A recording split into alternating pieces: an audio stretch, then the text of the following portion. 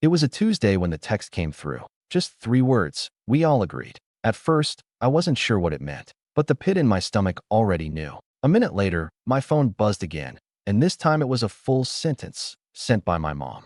We all agreed. You're not welcome at the wedding. No punctuation, just that smug little dash she always used when she wanted to sound formal. A smirk in text form. I stared at the message, rereading it like the words might somehow change if I blinked hard enough. But they didn't. My sister's wedding. The one I helped pay for. The one I helped plan. The one where I'd spent months putting out emotional fires, listening to crying fits, and booking every vendor because my sister, Sarah, was too stressed to deal with it. The same Sarah who, 2 weeks ago, called me her emotional rock, while I wired over another $1,500 for centerpieces that looked like Pinterest threw up on a florist. My name's Kyle. I'm 31. And up until that message, I thought I was doing something good, being the glue that held things together for a family that always seemed just one missed call away from falling apart. I'm not rich, not by any means, but I've worked in IT long enough to put some money away. I've lived modestly, stayed single, and saved while everyone else splurged and borrowed. For years, I thought that meant I was blessed, and they were just unlucky. Turns out, being the responsible one just makes you the family ATM with no overdraft protection. The wedding was supposed to be next Saturday. A beachside venue on the coast, with a ridiculous ivory and gold theme my sister insisted was classy, but looked more like a royal baby shower. I paid for half the venue deposit, booked the flights, even reserved the honeymoon suite in Cabo under my name because my mom's credit wasn't good enough to secure the reservation. And now, I wasn't welcome. I didn't respond to the message. I didn't need to. Instead, I opened my laptop and quietly logged into the travel portal I'd used for the honeymoon flights. 2 round-trip tickets, business class, under my email. I clicked cancel and watched the screen blink for a second before the $3,800 refund notification popped up. Then I went into my savings account and initiated a transfer, $6,500, the exact amount I had wired to my mom last month for what she claimed was wedding overflow costs. I didn't say a word to anyone, just watched the numbers move. I felt nothing, not anger, not even sadness, just a strange sort of calm, like I'd been holding my breath for years and finally exhaled. The first call came at 8:17 p.m. It was my sister. I let it ring. Then came my cousin, then my uncle, then mom. I turned off notifications and went about my night, reheating leftovers and watching a documentary I didn't absorb a second of. By morning, there were 23 missed calls, 4 voicemails, and a single message that made my hand go cold. Please call me. It's Dad. That stopped me. My dad usually stays out of the chaos. He's a quiet man, the kind who'd rather tinker with a busted coffee maker than get involved in family drama. When I was a kid, I used to think he didn't care. As I got older, I realized it wasn't that. He just picked his battles carefully. And for him to step into this one, something was off. But before I could process it, the voicemail started playing in my head, echoing even though I hadn't hit play. I imagined Sarah's whiny tone, Mom's theatrical sobbing, maybe a guilt-laced message from an aunt who hadn't texted me in 2 years. I wanted to delete them all. I really did. But that one message, from Dad, lingered. This didn't come out of nowhere. It started small. A sideways comment here. A joke there. Last Christmas, Mom said, "Well, at least Sarah will give us grandkids." Not everyone can say that. At the time, I laughed it off.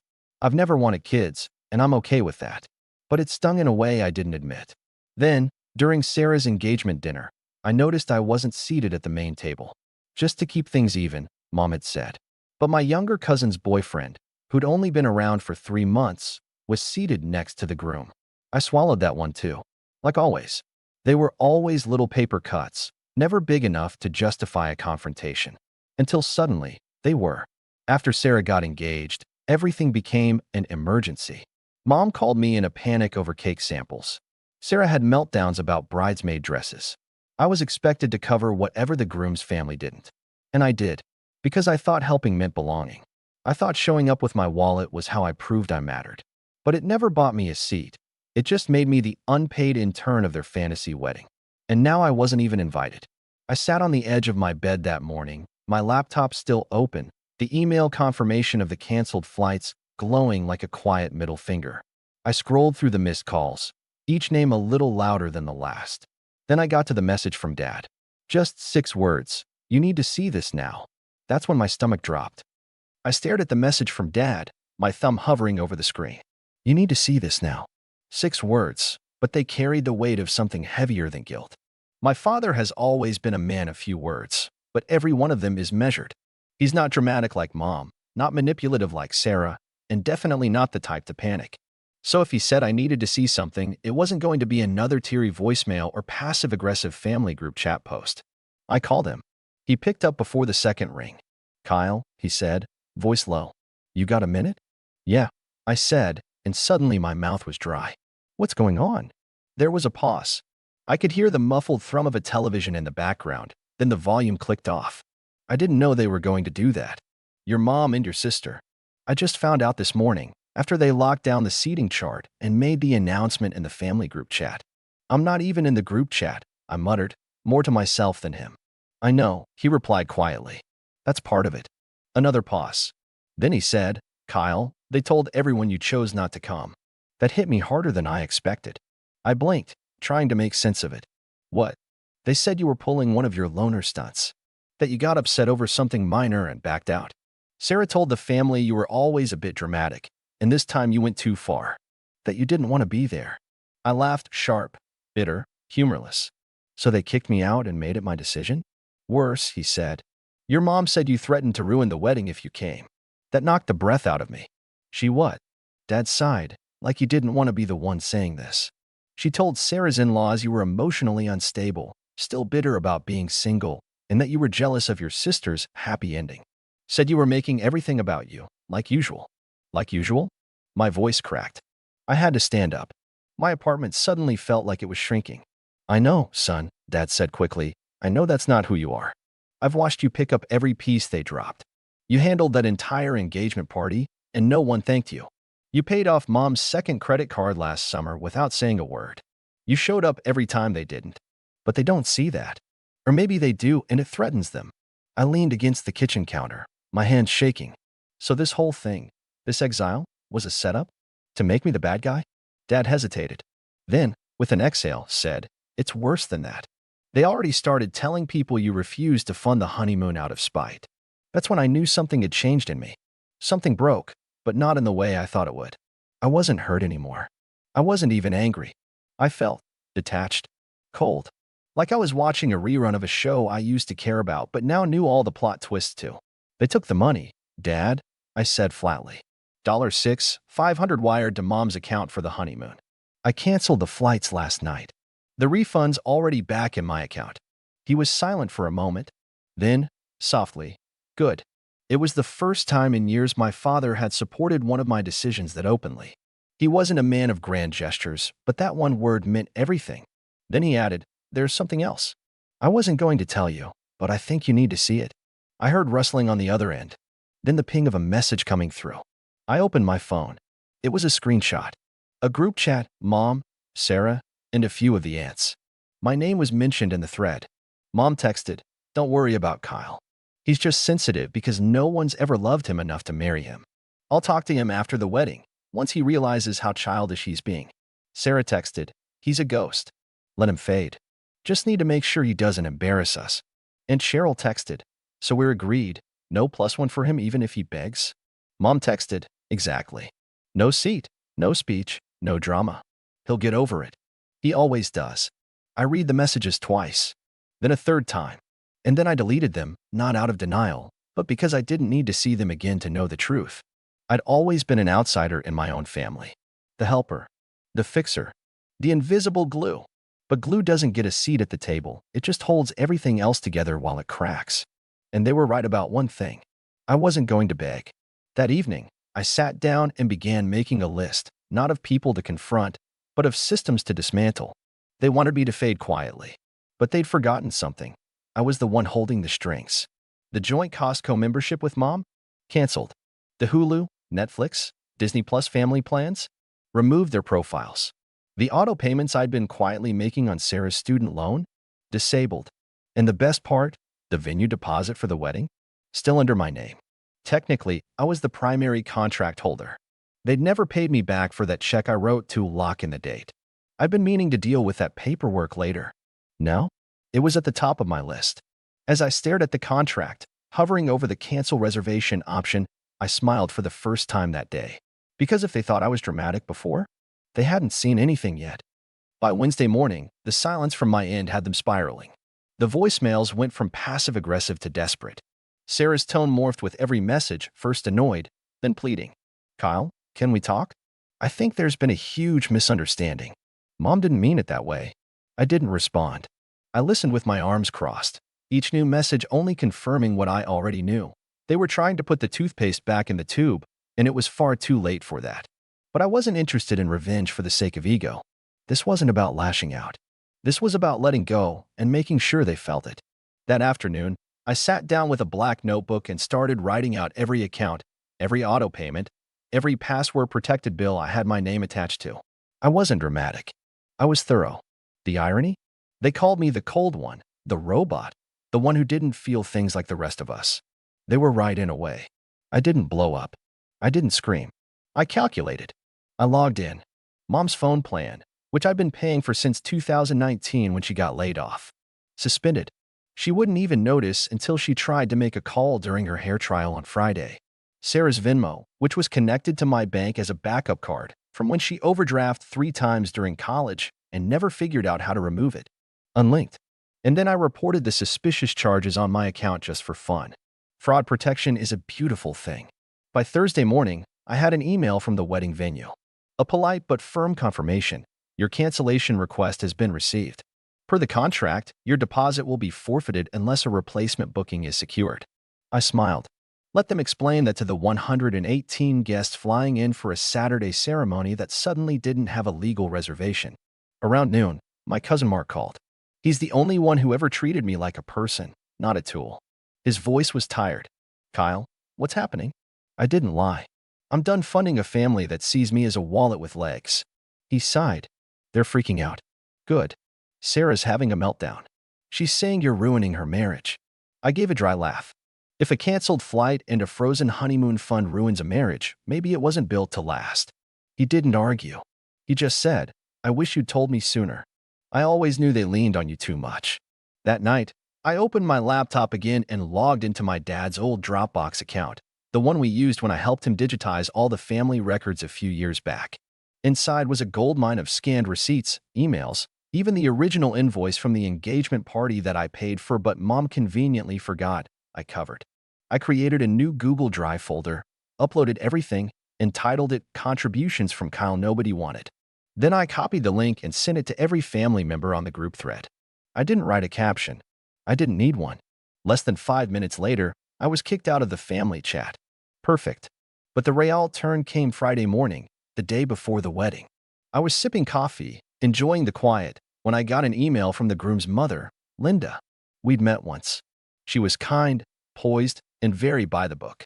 The kind of woman who kept her silverware aligned and said darling instead of sweetie. Her message was short, but it rattled me more than any voicemail. Subject, concern about the wedding. Hi Kyle, I wanted to reach out directly. I've heard bits and pieces about what's going on, and quite frankly, I'm alarmed. If you have a moment, could we speak? I feel like I'm missing some very important information. Best, Linda. That was the moment I realized this wasn't just family gossip anymore. This was a thread unraveling from both ends. I called her. She answered immediately. Thank you for calling, she said, formal but with an edge of concern. I don't mean to overstep, but my son just informed me that the venue may have been canceled. It was, I said plainly. I paid the deposit. It was under my name. She was quiet for a second. That's not what we were told. I'm sure. Another pause. She cleared her throat. Kyle, I don't know what's been said, but I was told you declined to come. That you'd backed out because you were bitter. I let the silence hang, then asked, do bitter people usually pay for floral arrangements, the wedding cake, the DJ, and half the venue? Linda inhaled sharply. I was unaware of any of that. Of course you were. They needed someone to blame when I pulled out. And when I stopped funding it, they made sure to do what they always do, point the finger at me. Her voice lowered. I understand now why you've distanced yourself. I would have too. But, Kyle, there's something you should know. Sarah, she opened a joint credit card with your mom last week. And she used your name on the application. I froze. What? They claimed you co-signed. My husband caught it when we reviewed the final expenses. He recognized your name on the paperwork. That was it. That was the part that changed everything. I wasn't just the family ATM anymore. I was a target. I sat there, my coffee suddenly cold in my hand, the room closing in around me as Linda's words echoed in my ear. They claimed you co-signed. I hadn't. Not even close. I've always been careful about credit. Guarded, even. After watching Mom default on a car loan in my early 20s and drag her credit into the basement with mine tethered behind it, because yes, she had convinced me to co-sign that, I'd spent the better part of a decade fixing my financial reputation. I knew better. I hadn't signed anything for this wedding outside of what I paid for directly. Do you have a copy of the application? I asked Linda, my voice calm but clipped. I do, she said. Would you like me to send it to you? Immediately, please. A few minutes later, it landed in my inbox. There it was, staring back at me. An application for a high-limit wedding credit card with a forged digital signature. My name, address, social security number, even my old work email, probably lifted from tax forms or bank records they still had lying around. I didn't feel rage. I didn't feel sad. I felt clear. All these years, I'd been the fallback plan. The fixer. The silent financier. But forging my name? That wasn't desperation. That was entitlement soaked in fraud. That was theft. And it was the final straw. I filed a fraud report with the credit card company. Took screenshots of every detail. Then I filed a police report. I attached the documentation, the forged application, and a notarized statement of non-consent. Then I picked up my phone, and for the first time since Mom's smug message that started all this, I called her. She answered on the second ring, like she'd been waiting. Kyle, she said, her voice overly cheerful. I was just about to call you. Stop, I said, flat. I just want to hear it from you. Did you sign my name on a credit card application? Silence. Kyle, you're being ridiculous. That was just a backup in case the honeymoon ran over. You know how these things go. Did you sign my name? A long pause. Then, Sarah said you would have done it if you knew it was important. I let that hang there like a guillotine. That's not an answer, I said, my voice cold. But it's fine. You can explain it to the investigator when they call. That cracked her mask. What? Are you serious? Kyle, we're family. You're really going to make this ugly over a little misunderstanding? Mom, I said, cutting her off. You kicked me out of a wedding I paid for, lied to everyone about it, and committed fraud in my name. I didn't make this ugly. You did. I'm just putting it in the light where it belongs. Kyle, honey, please, we can fix this. I hung up. That evening, I drove to my dad's place. He was waiting for me on the porch with 2 beers and that silent, weathered look he always wore when things got heavy. You okay? He asked as I sat beside him. I nodded slowly. Getting there. We didn't talk much. We didn't need to. He just handed me the beer and we watched the sun dip below the trees. Eventually, he said, you did the right thing. And somehow, that meant more than anything. The fallout came fast. First came the phone calls from family, my aunts, my cousins, even Uncle Greg, who hadn't spoken to me since 2016. They all wanted to know what was really going on, why the wedding was off, why Sarah had posted a cryptic Instagram story about being betrayed by blood. I didn't respond. Then came the texts, the apologies, the guilt trips. Kyle, I had no idea. We should have stood up for you. Can we please talk? But I was done being their emotional janitor. I let the calls go to voicemail, let the texts sit unread. As for the wedding, it never happened. With the venue canceled and no backup secured, they tried to pivot to a backyard ceremony. But the guests were confused, some turned around mid-flight, and the groom's family, having learned about the forged credit card, called the whole thing off. Apparently, financial fraud before the vows isn't a great look. Sarah went on a posting spree. Cryptic stories, Bible verses, passive-aggressive quotes about snakes in the grass, and family who turns their back on you. I didn't flinch. Because here's the thing. Sometimes the best revenge isn't a dramatic confrontation. It's not yelling or exposing someone in front of a crowd. Sometimes it's just clarity, quietly dismantling the system that took you for granted. Walking away while the whole rotten house collapses behind you. About a week later, I got a final message from Mom. You've made your point. We're all hurting. You didn't have to go this far. I didn't reply. Instead, I changed my number. I took a few days off work and booked a trip, solo, Just me and my laptop, on the same resort Sarah was supposed to honeymoon at. Funny thing about being the one who booked everything under your name. You know the cancellation policies. I changed the dates, upgraded the suite, took her champagne package and added it to my reservation. And I sat on that balcony, drink in hand, waves rolling beneath me, thinking about how long I'd waited for someone to see me. But I finally saw myself. Not the version they needed me to be. Not the fixer. Not the bank account. Just Kyle. 31, free, and finally, done trying to earn love I never owed them in the first place. I don't know if they'll ever really understand what they lost. But I do. And I'm not giving it back.